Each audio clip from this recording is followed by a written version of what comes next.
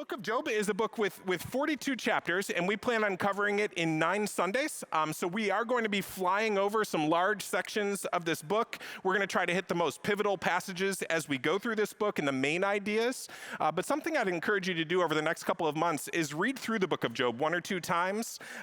Fill in some of those more granular details in your minds and in your hearts as you study through the book. And hopefully as we focus on the mountain peaks in this book as we go through, it makes sense of all the other stuff that happens in between, because there's a lot that we won't be able to cover over the next 9 weeks. But if you're not familiar with it, Job is a book about a righteous man named Job who has it all, and then he loses it all in a moment, suffers greatly, and then has to wrestle with that. He feels that God has dropped the ball. He wrestles with why God allows all of his pain in life when God is just and good, and Job really didn't deserve it. And then to help him out, he has some friends who come along to try to comfort him, but instead they throw some bad theology at him that doesn't comfort him at all. And so Job argues with them through a large portion of the book until, surprisingly, at the end of the book, God breaks his silence. God answers Job graciously. And in his answer, God is way more gracious than we'd expect, and he shows himself to be far greater and bigger and beyond us than even Job was thinking. And in the end of the book, Job is just quiet.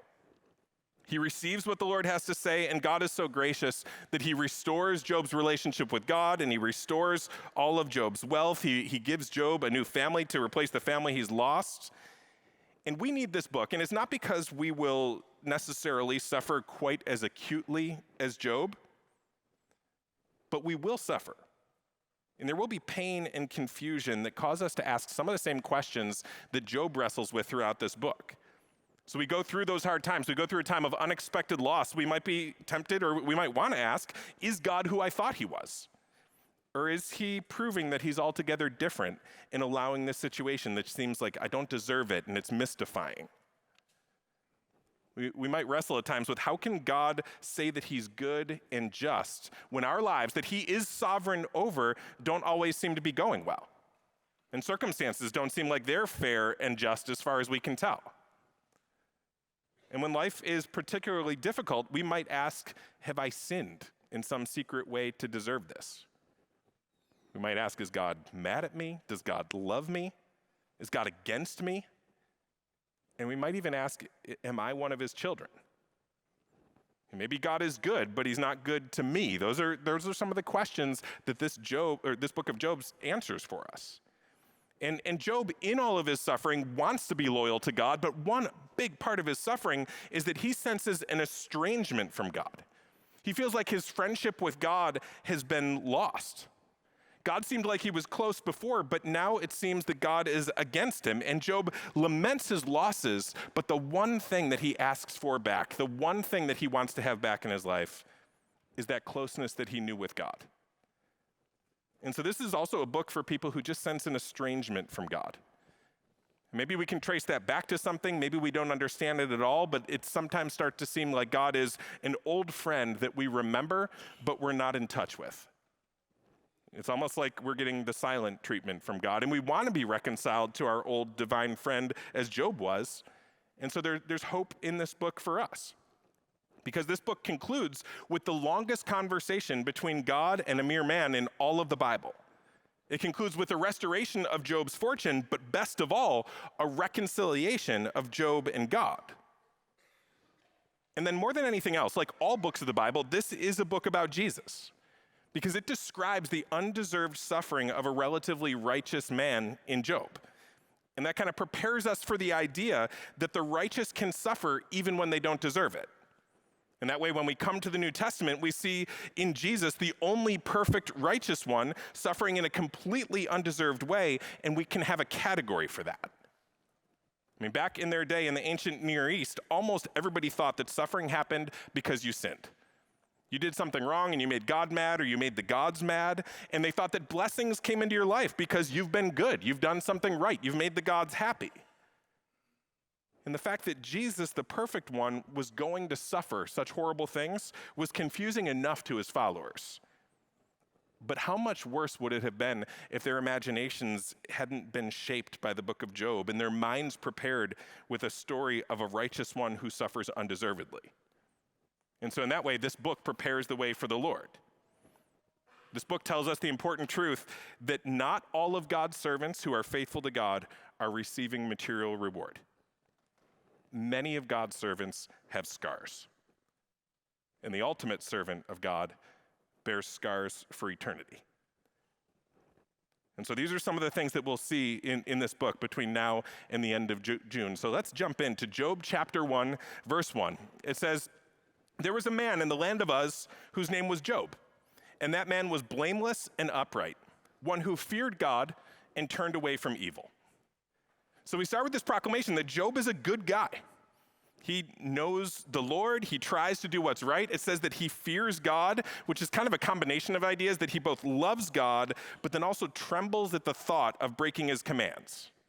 He serves God, and because he has that trembling in him, Job tries to be the same person when nobody is looking because he always knows that God is looking.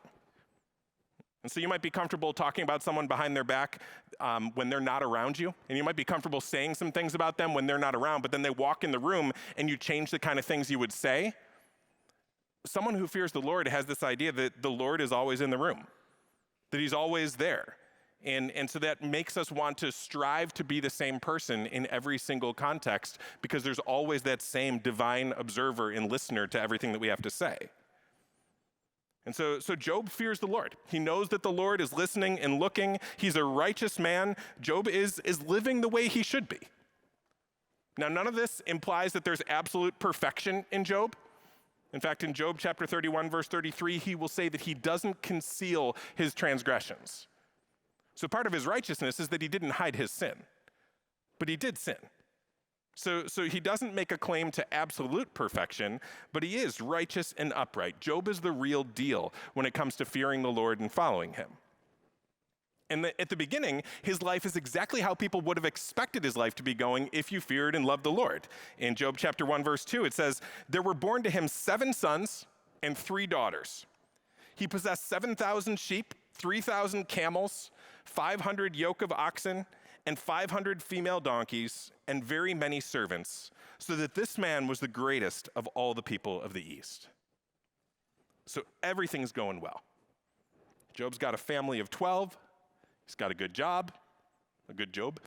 He has lots of employees. He has people working for him. He's living the good life in the land of Uz. And not to be confused with a land with a yellow brick road, Uz was probably in modern day Syria. Although, fun fact, when they translated the Wizard of Oz movie into modern Hebrew, whoever wrote the subtitles actually just went with it and called it the land of Uz. So today, Hebrew-speaking children reading this story in the Bible probably picture munchkins and flying monkeys and wicked witches, and it'd be hard for them not to picture Job as like the mayor of Munchkin City. And so Job is living it up. In the land of Uz, he has a life that is profoundly happy. Verse 4 says, his sons used to go and hold a feast in the house of each one on his day, and they would send and invite their 3 sisters to eat and drink with them. And so to show us how profoundly blessed Job is, it says he has 10 adult children, and they all get along. There's not a hint of family drama here. They're rotating houses for their big feasts, and everybody gets an invite. And their joy is not just a show. It's not just a veneer. This family is the real deal. These are truly exceptional people reared by truly exceptional Job. They feast together. They enjoy the blessings God's given them. They enjoy the wealth that they have. And they're not falling into the trap of wealth. I mean, we know the risk of wealth. Proverbs chapter 30, verse 7 says, 2 things I ask of you. Deny them not to me before I die. Remove far from me falsehood and lying. Give me neither poverty nor riches. Feed me with the food that is needful for me, lest I be full and deny you and say, who is the Lord? Or lest I be poor and steal and profane the name of my God. So the risk in being poor is that you might be tempted to steal. And the risk in being wealthy is that you might feel so full that you don't need the Lord. You deny the Lord. You don't need him anymore. But that hasn't happened to Job. Job hasn't forgotten his need for the Lord. All of this success hasn't gone to Job's head, and we know that because verse 5 says, "And when the days of the feast had run their course, Job would send and consecrate them. And he would rise early in the morning and offer burnt offerings according to the number of them all. For Job said, 'It may be that my children have sinned and cursed God in their hearts.' Thus Job did continually." So Job would offer sacrifices for his kids. He would pray for his kids. They had it all, but he wanted them more than anything to be right with God.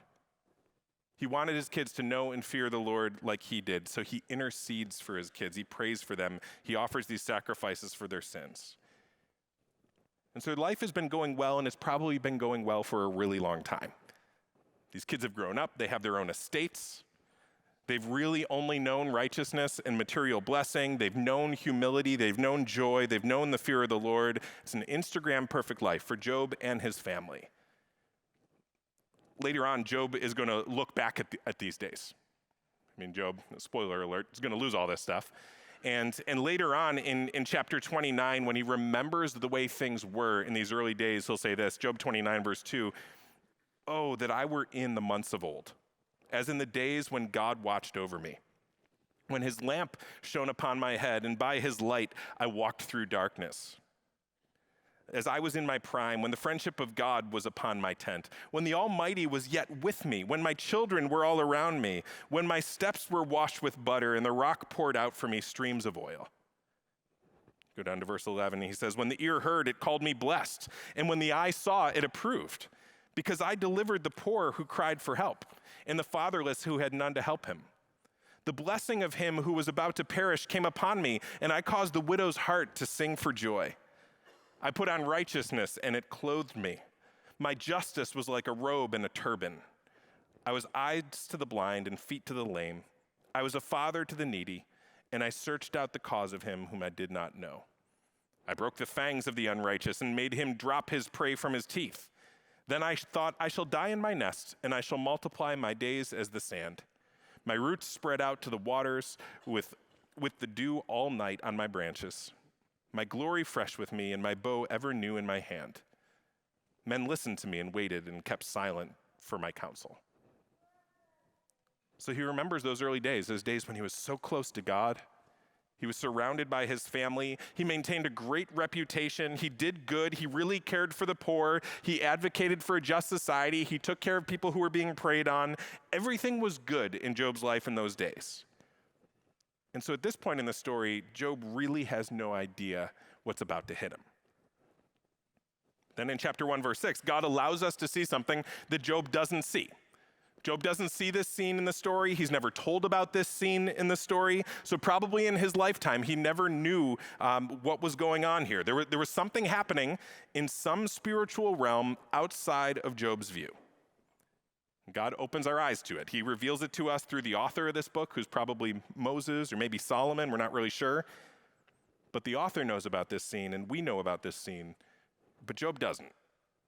Job is still living the good life in the land of Uz when this scene takes place. And so verse 6 says, "Now there was a day when the sons of God came to present themselves before the Lord, and Satan also came among them. The Lord said to Satan, 'From where have you come?'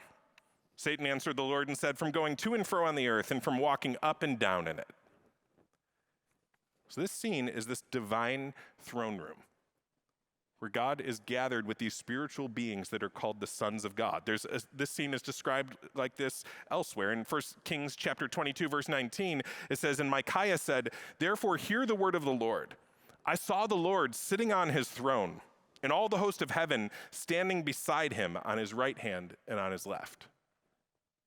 So it's this scene of divine governance where he sits on the throne and the host of heaven are on his right hand and on his left. Psalm 82, verses 1 and 2 say, "God has taken his place in the divine council. In the midst of the gods, he holds judgment. How long will you judge unjustly and show partiality to the wicked?" Selah. So God governs the universe in the midst of this royal assembly with spiritual beings and angels around him. So it seems like God rules and reigns over all things through a council of these beings that are actually called in Psalm 82, gods, Elohim. And now these beings are very clearly in Scripture not God like God is God.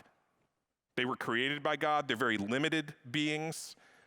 But compared to me and you, they're like gods. And we would perceive them as gods.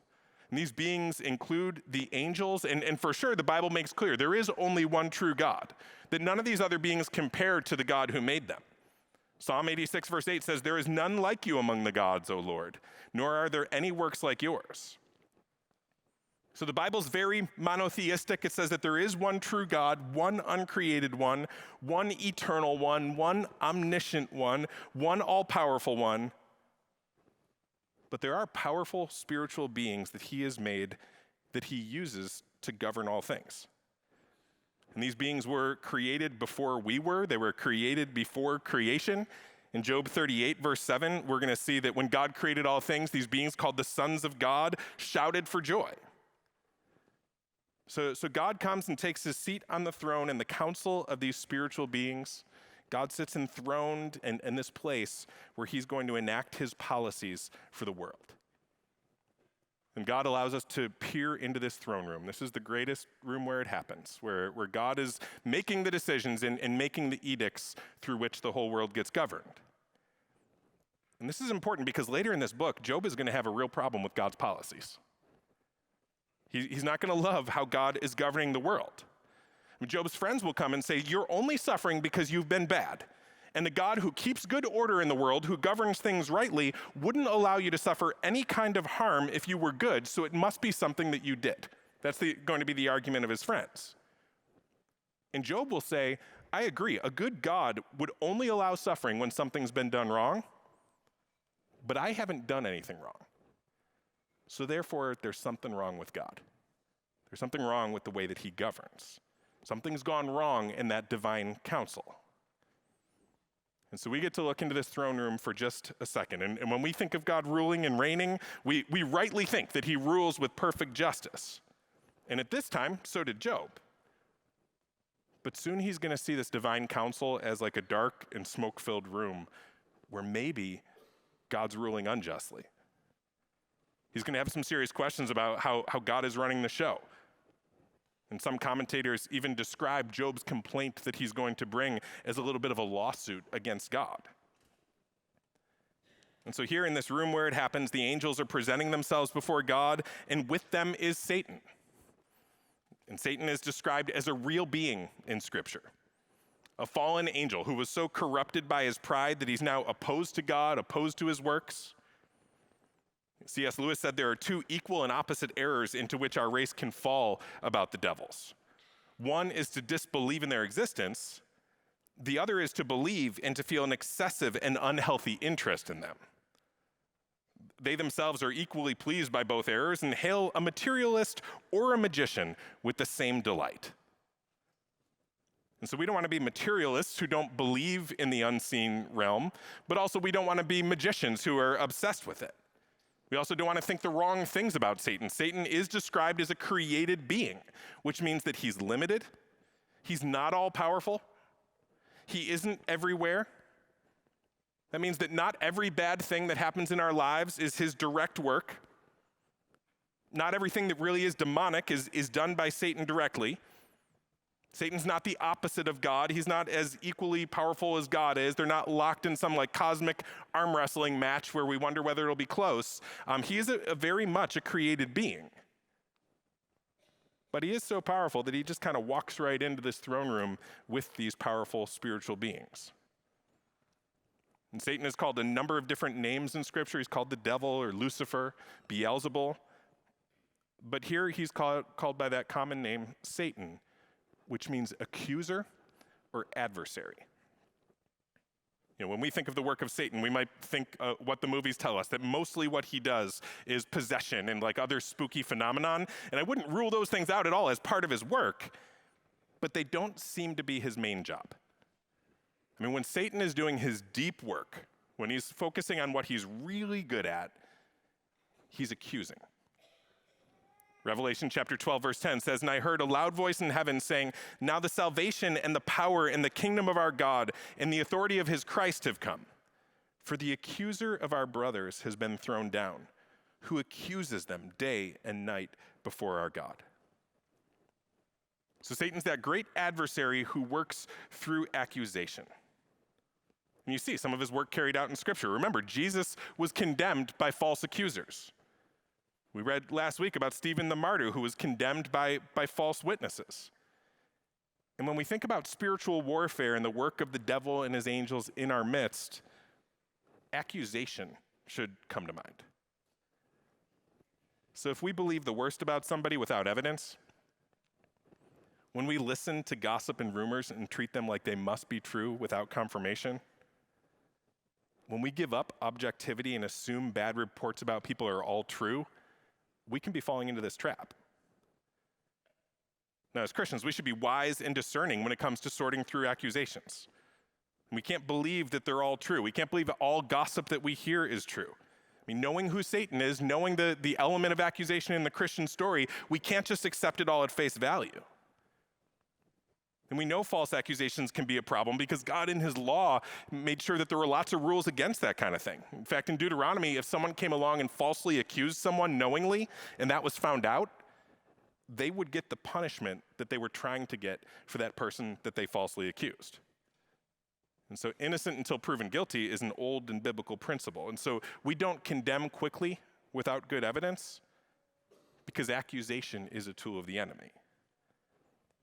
Now, that doesn't mean that we're slow to help those who have been harmed or who claim to have been harmed. We want to jump in and help quickly, and we want to help verify the wrong that has been done and help get justice. But we have to recognize that there's a ditch on both sides of the road. There's the ditch of not responding to those who are crying out for help and being harmed, which we don't want to fall into that ditch. But then there's the other ditch of false accusation, and we don't want to fall into that one either. And so the accuser comes, and he comes into this divine council. God asks where he's been, and he says that he's been roaming around the earth, going up and down on it. One commentator says that this suggests that he moved randomly about the earth, perhaps like an emperor's spy looking for any secret disloyalty to the crown. So Satan's been out digging for dirt on people. He's been looking for some way to accuse. In verse 8, it says, "The Lord said to Satan, 'Have you considered my servant Job? That there's none like him on the earth, a blameless and upright man who fears God and turns away from evil.'" So after God asks Satan where he's been, he brings Job up to him. And you hear God's words about Job, and they sound like the words of a proud father. Satan, you're out there making your accusations about a lot of people, and many of those accusations are true. Many of those accusations stick. But look at my servant Job. He uses a phrase here when he calls him my servant Job. It was a phrase that was used to describe the great characters in the Bible. People like Abraham and Moses and David. And so God puts Job in their class and he says, there is no one like him on all the earth. It's actually a phrase that's used more to describe God than people, to say there's none like him. So God is beaming over Job. God, who knows hearts and motives and secrets, thinks highly of Job. And for some reason, God brings Job up to the accuser.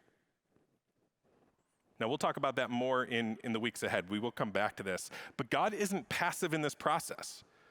For now, God mentions Job to Satan, and he says, you have nothing to accuse Job of at all. And so this is what brings Job to the attention of Satan. Satan's been out digging for dirt, never ran into Job, but now he has Job brought before him, and now he's got his target on him. So this means that Job is about to have all kinds of problems and all kinds of suffering, not because he's been bad, but because he's been righteous. So Job's suffering in this book, we know it's not because he's been bad, but it's also not just random. His suffering isn't just some bad luck that could happen to anybody. He will suffer because he's been faithful. It was his faithfulness that brought him to the attention of Satan. And this is something for us to realize as we go through life. Sometimes faithfulness brings us to the attention of the enemy. I mean, we can get really judgmental of people who are suffering, like Job's friends, and we can assume that calamity only comes into your life because of sin, and it certainly can. We'll try to discern some of the differences as we go through this book. There are times that we just reap what we sow, and bad things are clearly happening because of the bad things we were doing. But sometimes trials come into our lives because of faithfulness. Faithfulness, without sounding too spooky or ominous, can put a target on you and your family. I know of a pastor in another state whose ministry has been marked by a real faithfulness to God's word, faithful proclamation, a lot of good that they do in his community, but also just major trials and difficulties and sins to deal with in his church. I saw one person online describing his church like a dumpster fire because of all these problems that he has to deal with all the time. And maybe he has done something wrong. It might be easy for us to assume that he must have done something wrong to have all those problems. But also, it could be that faithfulness has drawn the attention of a real adversary. And so especially when we don't know what's going on, we shouldn't be like the accuser who always assumes the worst. So God points out Job to Satan and he says, hey, accuser, none of your accusations are going to stick to that guy. But Satan never lets the truth get in the way of an accusation. And so verse 9, it says, then Satan answered the Lord and said, does Job fear God for no reason? Have you not put a hedge around him and his house and all that he has on every side? You've blessed the work of his hands. His possessions have increased in the land. But stretch out your hand and touch all that he has, and he will curse you to your face. So Satan's false accusation of Job is this: God, of course he loves you. You've spoiled him rotten. I mean, he's like a kid who doesn't really love his dad, but because his dad keeps buying him lavish gifts, he just keeps coming around. And so Satan says, cut off the allowance. Stop giving him all those gifts. Take away all those good things that you've given him, and not only will Job stop coming around and worshiping you, he will curse you to your face. That means that Job will despise God. He'll treat God as worthy of his disgust. Not only will Job struggle to be faithful if he loses all that stuff, but he'll ditch God altogether and he'll be disgusted by God. So look at how he accuses here. He assumes the worst about Job's heart. He reads his experiences with other people onto Job. He assumes all the worst about Job's motives. And so let's be careful not to be false accusers like this. And it can feel holy, you can feel superior. You can feel smart, like you know something. You can feel like you can read minds and predict the future, and you can be right sometimes. But assuming the worst and accusing without grounds isn't the work of the Lord. And I know I can fall into the rut of thinking, I know humanity pretty well. And therefore, if I assume the worst about someone or some situation, there's a pretty good chance I'm going to be right about that. I know how humans work. I know how they think. And I can get very smug and love feeling right. But it's not always right. And so Satan assumes the worst about Job here. He puts him in the category of so many people that he's dealt with before. And the truth is, most lies do contain some truth. I mean, it often happens that people serve and love the Lord apparently, and when things are going well, but then they bail when things go poorly. I mean, Satan here is totally wrong about Job, but he isn't wrong about humanity. He's not making up some totally far-fetched scenario. He's right about the way things often go. And I'm sure over the years I've sat with a dozen people who had life take turns for the worst, and now they're not just despairing of their circumstances, they're not just confused about what God is doing, they're not just in pain, but they're disgusted by God. Speaking of God like he's useless. They're renouncing God. They're taking their ball and going home because God's governing of their lives seems so senseless and harsh and unfair. So that happens a lot. But here Satan is falsely accusing Job of being one of those people, of having fair weather faith, of being indifferent toward God, but really loving his blessings. So he says, take away the blessings and then see how he does. Does Job fear God for no reason? And this is going to be the crux of the test that Job will face. And this will be the crux of the test that many of us will face in our suffering. Will we love God and fear God and walk with God because of God or because of his gifts? And when we lose a lot or when it costs us a lot to follow God, will we remain faithful? That's the test for Job here, and this is a test for us. And God knows Job's heart. He knows there's none like him in all the earth, but Satan doesn't know his heart, and Job probably doesn't know his own heart yet either. So soon he's going to suffer severely. He's going to lose the blessings of God, and that'll reveal what's really there. This is one of the points of the suffering that we go through. C.S. Lewis lost his wife, and he wrote A Grief Observed as a record of his own grief as he was going through all that. And he said that acute sorrow that he walked through revealed whether his faith was real, and it was only sorrow like that that could do it. He wrote about his faith before this loss, and he said that, quote, "It has been an imaginary faith, playing with innocuous counters labeled illness, pain, death, and loneliness. I thought I trusted the rope until it mattered to me whether it would bear me. Now that it matters, I find that it didn't." He goes on to compare life without suffering to like card players who don't have any money on the table. He says there's got to be higher stakes than that. If they don't have any money on the table, then there aren't high enough stakes. And grief and loss can force us to take our faith seriously. They raise the stakes a little bit. Lewis goes on and he says, "Nothing less will shake a man out of his merely verbal thinking and merely notional beliefs. He has to be knocked silly before he comes to his senses. Only torture will bring out the truth. Only under torture does he discover it himself." Sometimes what suffering in our lives does is it shakes us out of that faith that's just theory. Because then all of a sudden, we really have to trust in Jesus. We really have to believe. We really have to show what's there. Eric Ortland writes, "How else will we ever grow up out of our merely theoretical faith into reality with God? If God never pushes us beyond hypothetical statements of the all-surpassing worth of knowing him, how will our souls be saved? Job-like suffering is a preparation for heaven when all secondary blessings have fallen away." And though probably not like Job, we will all be tested. There will be circumstances that feel like torture. And one reason that God may be allowing them, one reason that God may not be answering our prayers the way we expect him to, or not fixing our circumstances quickly enough in our book, could be to break us out of a faith that's just words. Because words are easy. Theology can be fun. But is our faith real? Sometimes God allows us to be in situations where that will be tested, just like he did for Job. So verse 12, the Lord said to Satan, "Behold, all that he has is in your hand. Only against him do not stretch out your hand." So Satan went out from the presence of the Lord. We'll keep telling this story in weeks ahead, but we can't forget where our hope lies.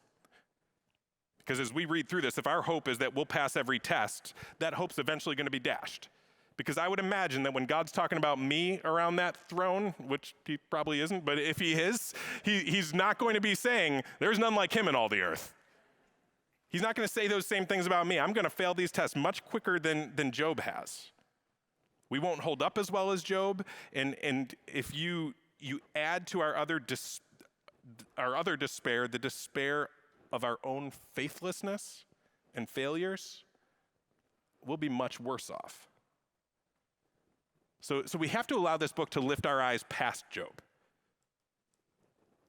This book's supposed to lift our eyes to the one truly, completely righteous, suffering, nail-scarred servant of God.